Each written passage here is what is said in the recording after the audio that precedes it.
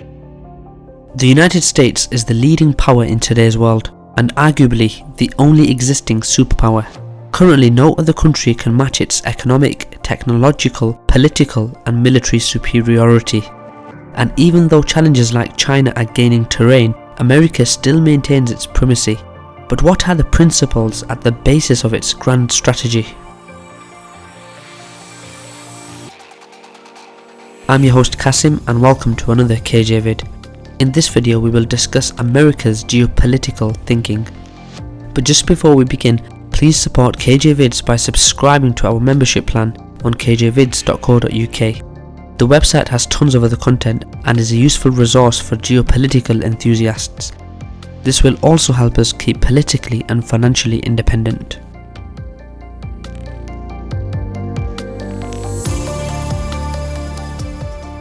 In origin, what would become the US was just a group of 13 British colonies located on the eastern coast of North America.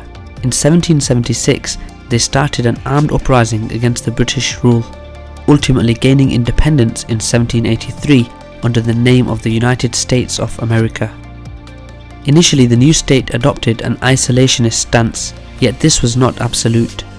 The US fought two wars with the Barbary states of North Africa between 1801 and 1815, and another war broke out with Great Britain in 1812. The Monroe Doctrine, first proclaimed in 1823, stated that the US would oppose any new intromission by European powers in the Americas, all while promising not to interfere in the affairs of existing colonies.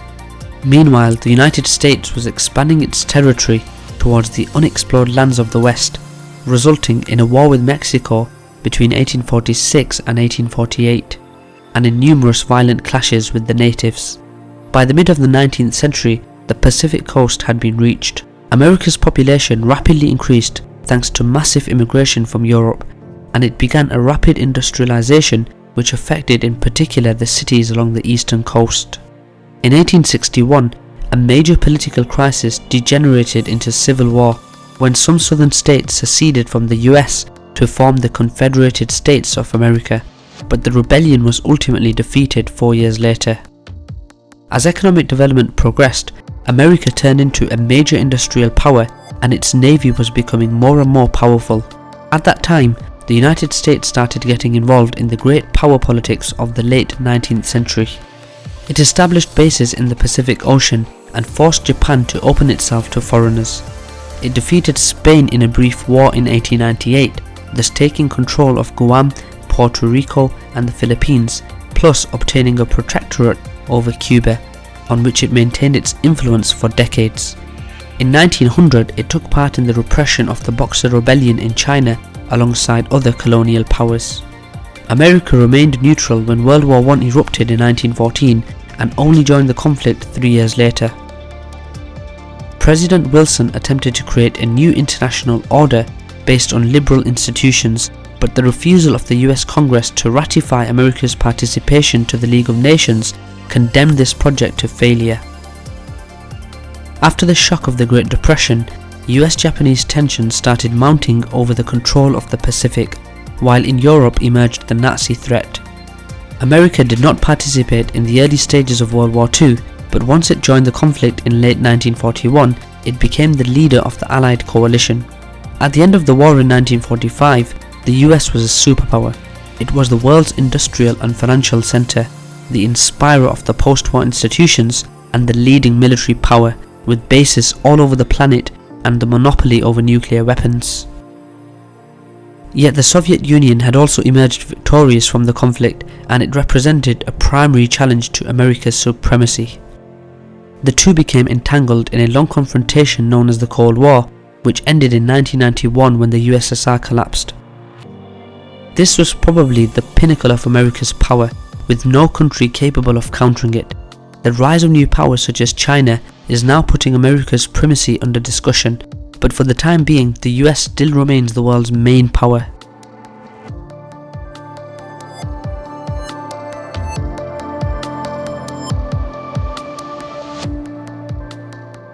America's grand strategy has been largely inspired by the theories of Alfred Mahan, a US-born strategist and historian who lived in the 19th century and whose legacy still continues today. Mahan believed that developing a powerful navy allows to control the oceans and consequently global maritime trade. Thus, a naval power can boost its economic growth, but also project its power and increase its security. Ruling the seas enables it to counter its rivals, notably the large continental powers, by keeping them far from its territory. Politically, Mahan advocated for creating a coalition of naval powers, in the specific between the US and Great Britain, to offset Germany or Asian rising powers. Mahan's principles have been largely applied in the actual American geostrategy. During the course of its history, the US put a heavy emphasis on naval power and on the control of oceans. Even before Mahan, it is notable that America's first war as an independent state was against the Barbary pirates who raided its merchant ships. Then, the expansion of its influence across the Pacific during the 19th century corresponded to Mahan's prescriptions, as in the case of the alliance with Great Britain, which was fundamental for the outcome of the two world wars. Without a powerful navy, America's victories in these two conflicts would have hardly been possible. After World War II, America established naval bases all over the globe, which allowed it to achieve three objectives. The first is to control the vital sea lanes of communication to its benefit and that of its allies. Secondly, to exert its power virtually anywhere in the world. And thirdly, to counter the influence of land-based power like the USSR. America's control over the sea remains a pivotal aspect of its grand strategy and a fundamental basis of its power. And this also explains why the US was so concerned by Japan's naval power in the 30s and why it worries about China today.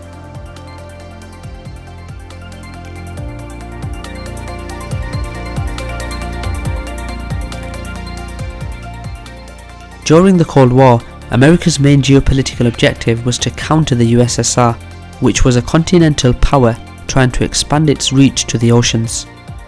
As such, the US readapted the theories of a 19th century British strategist named Halford Mackinder. He believed that the world's geopolitical core resided in Eurasia, so in the territories then occupied by the Russian Empire, and that to keep Russia at bay, Great Britain had to exert its influence on what it called the Inner Crescent, an area that roughly corresponds to Central Europe, the Middle East, South Asia and China. The interpretation re-emerged in the US in the first half of the 20th century with Nicholas Spikeman. He also identified the world's heartland in Eurasia, specifically in Russia, and believed that to avoid the emergence of a competing Eurasian power, the US and its allies had to dominate a borderline zone that he called Rimland, which correspond to Mackinder's Inner Crescent. When the Cold War started, his ideas inspired the US containment policy and its security architecture. In Europe, this took the form of a US-led alliance, namely NATO. In the Asia-Pacific, the same was attempted with the creation of a short-lived alliance called SEATO, and ultimately resulted in the hub and spoke system, which refers to the series of bilateral defense agreements between the US and various countries like Japan, South Korea, Australia and Thailand. In the Middle East, the US supported the Baghdad Pact even though it was not a member, but the alliance was dismantled following the 1979 revolution in Iran. At the height of the Cold War, another US strategist named Saul Cohen updated this policy. He located the main battleground of the US and USSR confrontation in the same borderline area which he called Shatter Belt, but added a naval element that reminds of Mahan's theories. Along the Shatter Belt, Cohen identified two fractured zones dividing Eurasia and the US-controlled maritime sphere. The first is the Red Sea with the Suez and Bab el-Mandeb Straits, and the second is Southeast Asia with the Malacca Strait. He considered these two choke points as the essential gateways of global sea trade which the US had to maintain under its control. Finally, the last great representative of Mackinder's theories in America was Zbigniew Brzezinski, who had served as National Security Advisor under President Carter. In his famous book The Grand Chessboard, published after the end of the Cold War, he regards Eurasia as the world's geopolitical pivot and divides it into four regions. The Eurasian Heart, which corresponds to Russia, and then three zones that must be controlled to dominate the whole of Eurasia's landmass and therefore the world.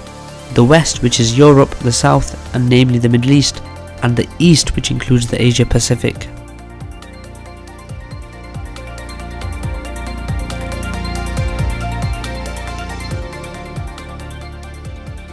It is clear that there has been much continuity in US geopolitical thinking, with a heavy focus on controlling the oceans and on avoiding that a continental power expands to dominate the whole of Eurasia. These theories have actually inspired America's grand strategy for decades and continue to be its main drivers. Today, China is rising as a naval power and is trying to extend its influence across Eurasia via the One Belt, One Road initiative, and it is fostering close ties with Russia.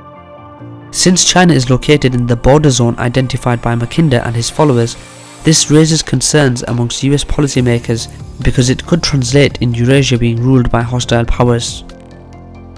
America is already readapting its grand strategy to counter this trend.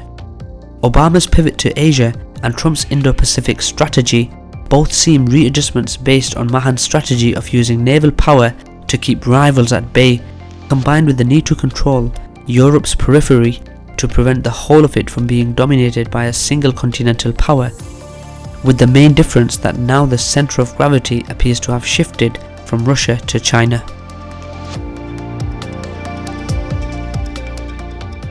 That's all for today guys, thanks for watching another KJ vid. What are your thoughts on America's foreign policy? We would love to hear from you in the comments below, especially if you are from America. Please don't forget to subscribe to our website kjvids.co.uk to help keep our channel politically and financially independent. That's all for today guys, thanks for watching again and see you next time.